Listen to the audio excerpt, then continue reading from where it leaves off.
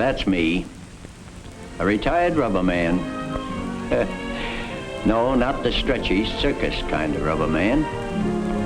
Me, I'm the kind of rubber man that was born, fed, and educated in a rubber town. Worked most of my life in a rubber factory. Now retired, feeling good, enjoying life. Some fellas, when they retired, moved away, but not me. No, sir. I kinda like this rubber town. Lived here a long time, know most everybody. Take George Smith there. Knew his whole family. Went to school with his father. And Bill Houseneck. He started working in that hardware store the year I got to be foreman at the factory. Yep, it's a nice town. I could tell you the name and job of almost anybody you see around the place. Except the kids. Can't keep track of all the kids, so many of them. That one, that boy there, the one with the bike, that's my grandson. Age 13, present occupation, to get through his first term in high school. Ambition, to grow up. Got a great future to grow into, like any other boy in the town, the whole country for that matter. But Jimmy doesn't think about it yet. He just pedals around, free to turn his handlebars and ride down any street he chooses. Doesn't think much about what's going on inside that busy rubber factory. Though someday he might earn his living there, like his father does right now, like I did. Like a lot of fathers and sons do in this town. But that's up to him. Yep, he's free, all right. And he doesn't even know it. That's the way it should be. He'll grow up and find out.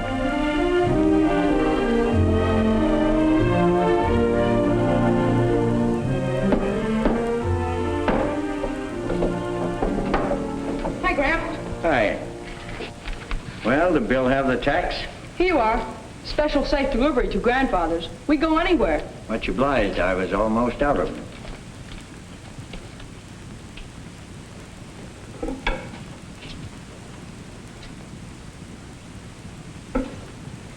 Foam rubber, huh? Yep. You gonna cover all the chairs over in this stuff, Gramp? Most of them, I guess. In time.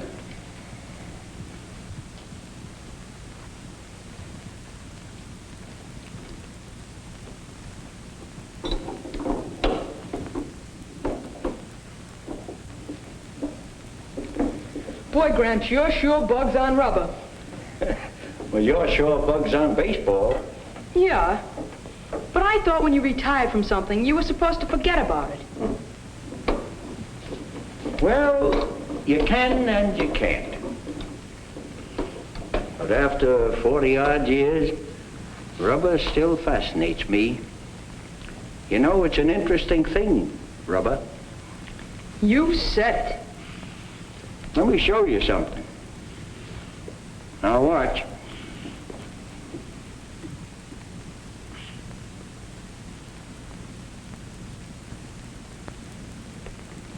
You see that? In foam rubber, the air goes right through. And yet in that inner tube over there, the rubber is airtight. Now take this rubber pipe stem. It's hard and strong, and it won't bend. Yet this rubber band will stretch and snap right back again. And then take this rubber sponge. It'll soak up water. Yet that raincoat over there, the water will run right off of it.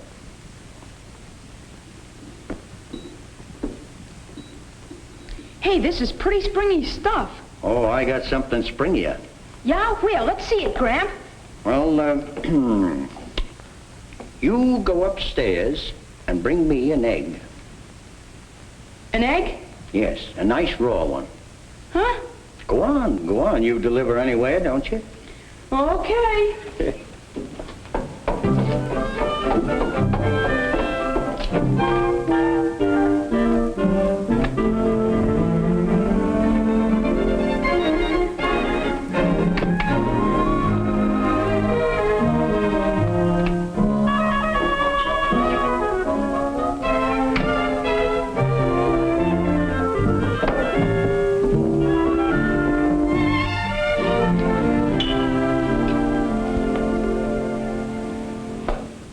You're thirsty, aren't you? Yeah, sure. Have one yourself. You know, I guess I'm pretty dumb about rubber. Company makes things out of it right here in town. You know all about it. I never think of it. Well, I wouldn't worry about that. When I was your age, I didn't know much about rubber either. No reason to. Give me a hand with this, Jimmy. We'll finish this thing up. That's it. Now, hold that tight. And then I went to work for the company. Yes, I took a look around, made up my own mind, went to work for the rubber company. And after a while, I began to find out about rubber. What it was, the thousands of things you could do with it. Saw how the industry had to be big to fill the demand for rubber products. About 1,000 rubber companies in this country, big and small. Saw a lot of scientists and engineers working on rubber, figuring out ways to make it do more things so people could use it more, help them to live better. The more rubber people use, the more we had to make. So that meant more people like me running more machines. Thousands of people making something that other thousands of people need and want. That's what business is. People. Small business or big business. It's people. It all seemed kind of exciting to me, so I stayed. You might say I worked in rubber and retired on it. Well, there she is. Now let's get her back where she belongs. Don't forget the egg. What are you going to do with this thing? You'll see.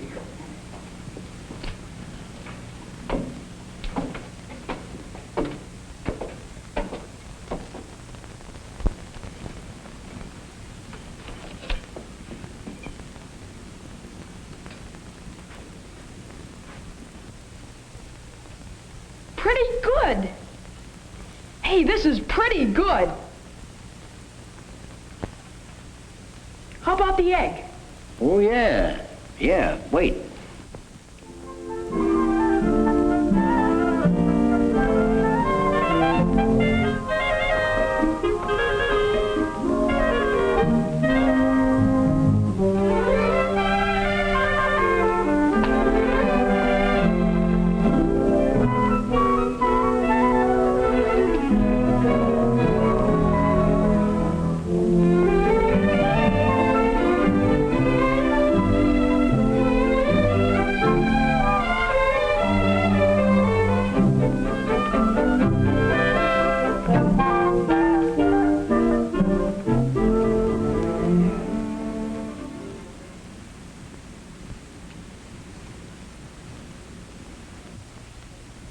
Important things, plantations.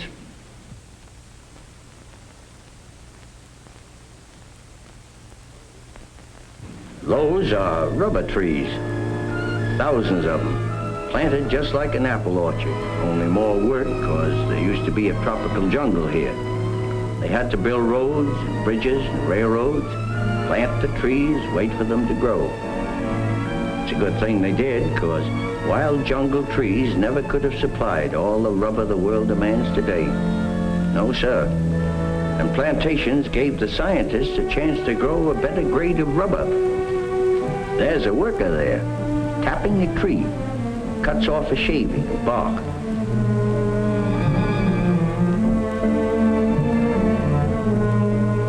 Those white drops are rubber, liquid rubber. They call it latex. Just a drop at a time, that's the way we get rubber from a tree. Now you see why the plantations have to be as big as they are. And why it takes so many people and so much equipment and machinery just to get the rubber ready to send halfway around the world so we can go to work on it. Well, that's natural rubber. Remember the time when you and Dad and I went through the synthetic rubber factory? Sure. Remember what it looked like? Well, well, Gramp, that was 3 years ago. I was only a kid then. All I can remember is a lot of tanks and pipes. Yep, tanks and pipes and pumps, all working and mixing up different chemicals, making rubber. Remember they told us synthetic rubber is made from 2 chemicals? Well, let's see. One of the 2 chemicals is made from either crude oil or alcohol. Call it butadiene. The other stuff is styrene. Comes from coal tar. They add a few more chemicals and the whole batch goes into a kind of pressure cooker that heats them, stirs them, mixes them, and we have synthetic liquid latex. Most of it's turned into dry rubber.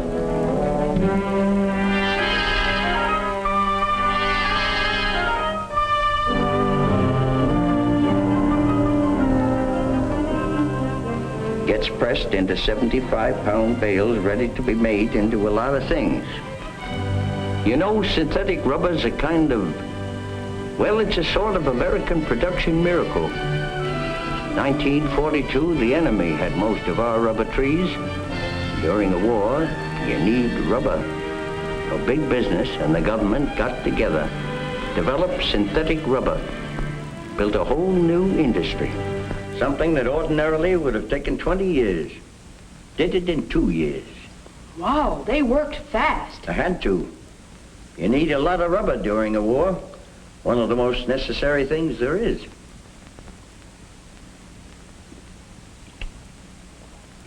Gramp, if you hold that egg any longer, it's gonna hatch.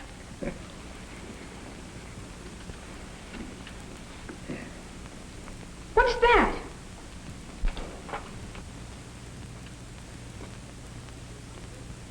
What are you gonna do, Gramp? No, I guess your grandmother wouldn't approve. Let's go in the kitchen. For what? For what? I don't get it.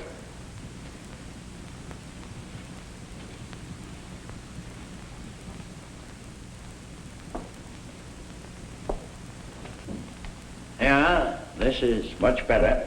What goes on? Now, just put those bottles on the table and stand over here. Now get ready. Now catch. No, no, Jimmy. Get back. Get back. Now you ready, Jimmy? Now catch. Hey! Can I, Sure. Sure, go ahead.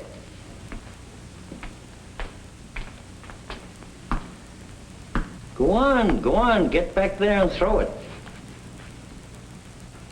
Now, get back there. Okay? Right. Hey! The egg didn't break in the rubber, it bounced. Well, I told you it was springy. I'll say.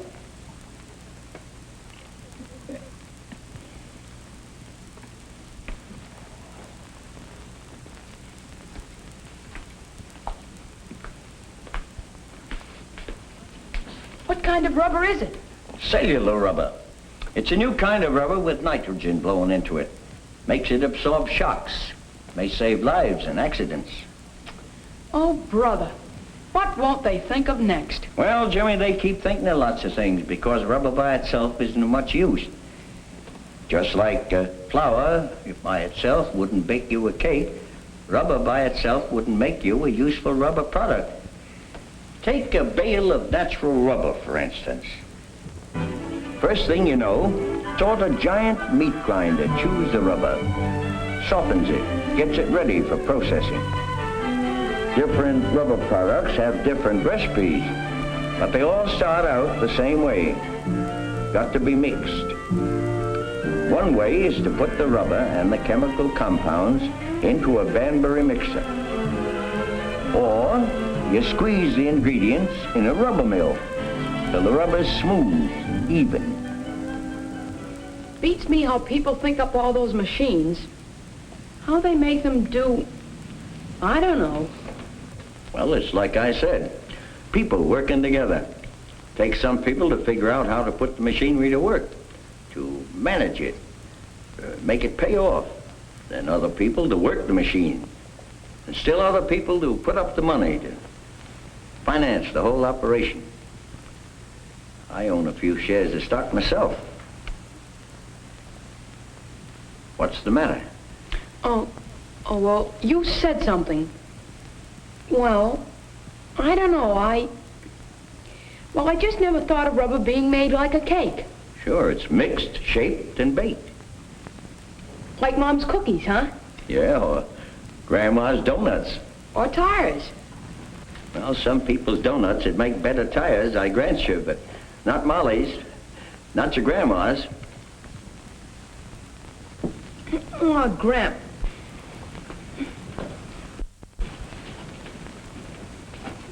Well, tires just look like donuts, that's all.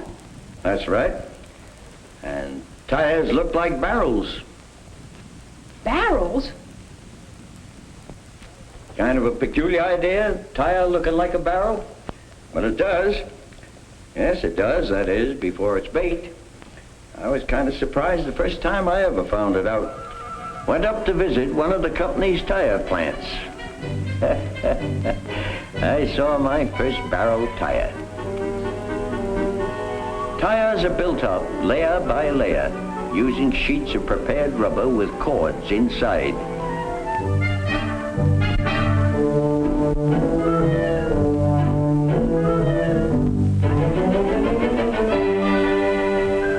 Cords come from textile mills. That's how rubber companies got into the textile business. There's a tremendous amount of work to be done before they start putting the actual tire together. They have to coat the cords with latex. Then they squeeze a coating of rubber over the cords.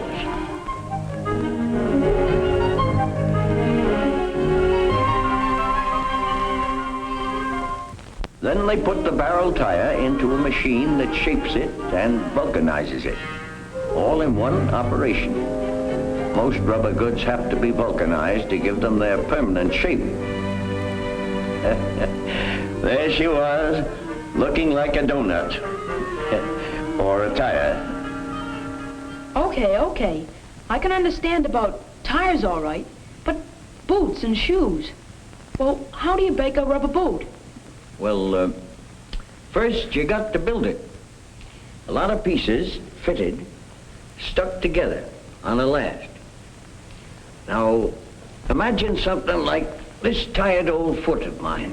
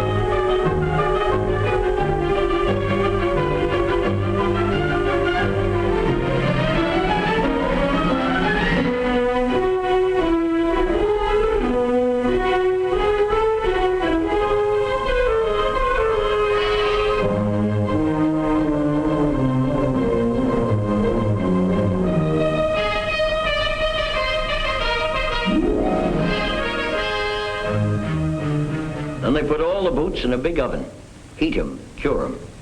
And then when they cool down, we wear them. Oh, not quite so fast as that. Rubber products, all kind, get a good going over before any of us get to use them. That's so the public will get good stuff. Inspection goes on all the time. And besides inspection, there's testing. Well, what's the difference? Plenty. Take what they do with tires. They pick a few right out of the factory. They wear them out on big testing wheels. They drive them thousands of miles on good roads and bad roads and no roads. They cut them up and see what happened inside. They do this with regular tires and with new designs before the public gets them. Suppose they want to know just how good a new anti-skid tire is. They fix up a section of road with slippery stuff like soap suds. Put the new tires on one of 2 test cars and jam on the brakes when they hit the slippery spot. Then they're sure they've got something the public can trust. Whew, too much trouble. Not for the company. Stuff they make's gotta be good. Gotta give service. People use a lot of rubber nowadays. Walking, sitting, riding, playing, working, sleeping. The average person in the United States, let me see now, around 1910 when I started in the business, the average person used 1 pound of rubber a year. Today, the average person in this country uses over 15 pounds of rubber a year. All that rubber, for what? For what? Jimmy, rubber's so much part of our life that people don't realize how useful it is to us. How many ways it can help us. Open that door. What do you see around the edges? Rubber. Look at your shoes. Rubber. Look at your shoes. Rubber. Look at the table and the chairs. It's everywhere. Sure is. Look over there at the plugs and the cord running into the electric mixer. Probably a few rubber parts in the mixer, too. Little ordinary sink stopper. Lots of things. Rubber products in the bathroom, for instance. Rubber bath mats, hot water bottles, top of a little eyedropper. Find a lot of rubber products around the living room, too. Rubber in the electric cord to protect you from electricity. A lot of rubber in the radio or television set. Under a rug, too. Plenty of rubber over in the hospital. Gloves, pads, masks, tubes, and so on. Besides tires. Average car has about 350 different rubber parts. They're even making roads out of rubber these days. Yeah, rubber helps us relax, have fun.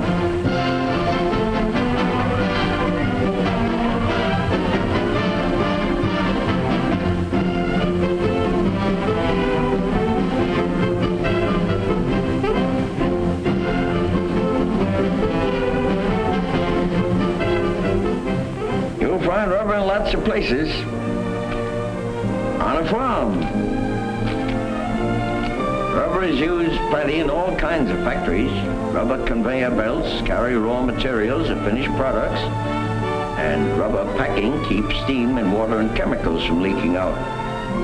Rubber hoses are mighty important in industry. And lots of other places too.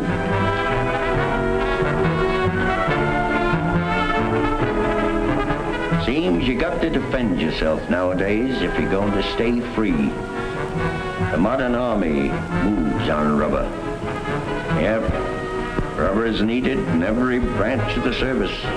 For boots, shoes, raincoats, tires for jeeps, trucks, landing craft. Airplanes need tires too. And a lot of other rubber parts like bullets sealing fuel cells. Wow, boy. I knew they made tires and shoes and football bladders, but all those other things, I never think of them. That was only a few of them. Rubber business must be big. Jimmy, if you do your job honestly and make good stuff for your customers, run your business right, treat your own people right, you can't help going big. I don't know how it is in other countries, but in America, that's the way it is. It's a big country. It's a free country. Big business and free business seems to be the natural thing. Seems to be the right thing. Well, they sure turn out a lot of things. Everywhere you need it, there's rubber. Yes, Jimmy, and where there's rubber, you'll always find a scientist mixing chemicals, workmen mixing and molding, making 30,000 different rubber products. People working rubber so rubber can work for people.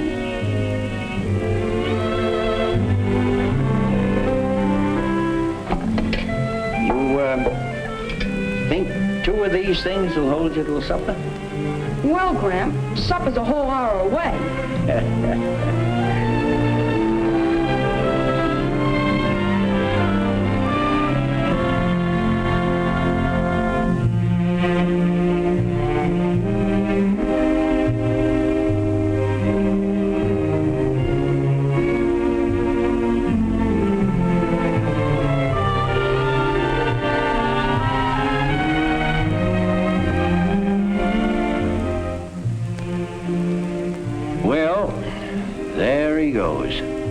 Pushing his rubber shoes on his rubber pedals, pumping his rubber wheels through his rubber town.